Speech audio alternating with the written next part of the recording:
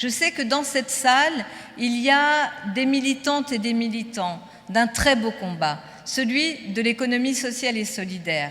Ce combat, parfois, il y a quelques années, certains considéraient que cela relevait simplement de l'action caritative d'un certain nombre d'associations.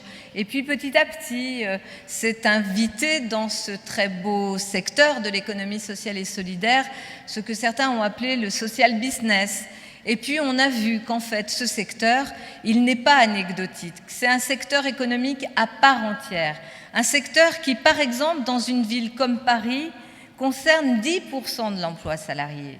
Il y a dans ce secteur, bien sûr, des entreprises, des initiatives citoyennes qui partent de ce principe, de cette volonté d'être solidaire avec les autres.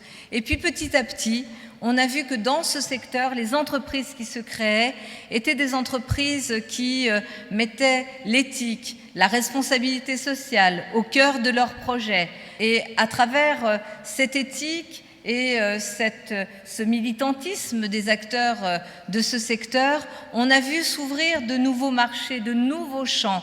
L'économie sociale et solidaire est pionnière dans des domaines essentiels. Je pense bien sûr à toute la question de l'environnement, de la lutte contre les dérèglements climatiques. Beaucoup des entreprises de l'économie sociale et solidaire s'inscrivent de façon très active, très proactive dans ce combat pour le climat. Et aujourd'hui, nous avons des vrais success stories dans cette économie sociale et solidaire. Ce secteur de l'économie sociale et solidaire est porteur de solutions en termes d'emploi, de solutions technologiques, de solutions qui s'inscrivent dans cet humanisme qui est au cœur de ce secteur. Je crois beaucoup dans son développement.